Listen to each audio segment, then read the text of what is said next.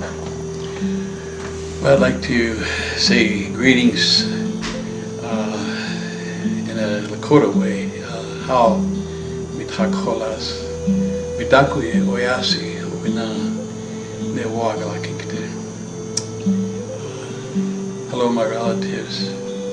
I want to speak to you and address you as a relative.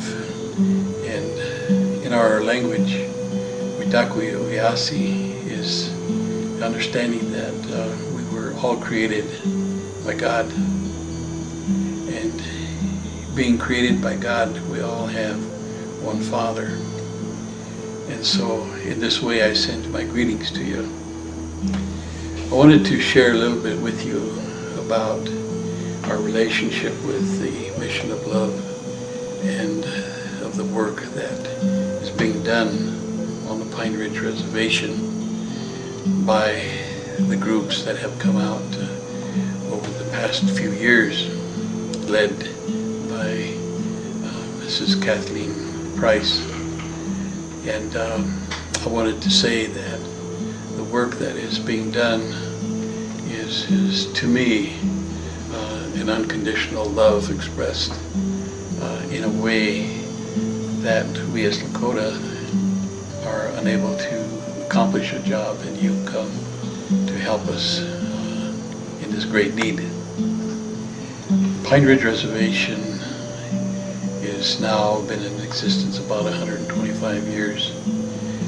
It cut off our way of life 125 years ago, a life that probably in its cultural ways was the height of a culture that lived in peace and harmony, where there was no poverty, where there were no riches, but where there was only the understanding that we are all created by one being, and as such we respect all things, and that respect is as much as being a very close relative. But after coming to the reservation and being placed upon these lands in a way that was inappropriate, because it was by deception and in some cases thievery, we had part of our territory some of the richest gold fields in the world, and many tons of gold were taken out once it was realized that there was gold on this land. And as a result, the reservations were placed for us to live the rest of our time. But along with that, we were introduced to a way of life which probably historically was to be as enslaved. And so there was someone that had to do the work. There was someone that had to do the things that the wealthy did not have to do. We were destined for that. But it's been very hard for us to be able to become slaves. And we live on this reservation today, strongly fighting for our cultural ways, our language, our values, our spiritual beliefs. And yet at the same time, we have limited, if any, of the comforts of any group of people. Adequate homes, water, the things that one maybe in some parts of the country take for without any thought about. Yeah, I mean, they're just there. At the same time, there's poverty in terms of the lack of money, the lack of funds to be able to build the homes. Some say that there's 8 out of 10 people that are unemployed, that have to live on welfare. But we strongly stay with a desire to keep our culture alive. And so we have to forego those kinds of things. We also are reluctant to get into Main Street, where there is still prevalence of racism.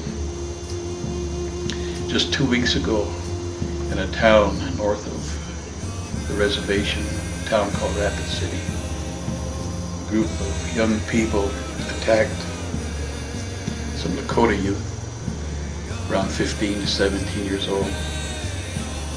They used BB guns and shot them, and then they took bags of urine and threw it at them. Those are the kinds of things that we don't want to be a part of, so we stay in a place that is what we consider as home. But in order to have a quality of life, there's a need that's there, and this need is to help us in terms of the homes that we can get. It doesn't have to be a fancy home, as long as it's a home that's warm, a home that the family can stay in. Before the reservation times, Lakota, along with maybe other cultures, the strongest social unit that they had was the family. And for those of us that desire something to be changed, or to go back to something that is very important, is to reestablish those family units. And it's hard to do that without, say, even having a home where parents and children could thrive in that social unity that is for a family. We are different, we realize that.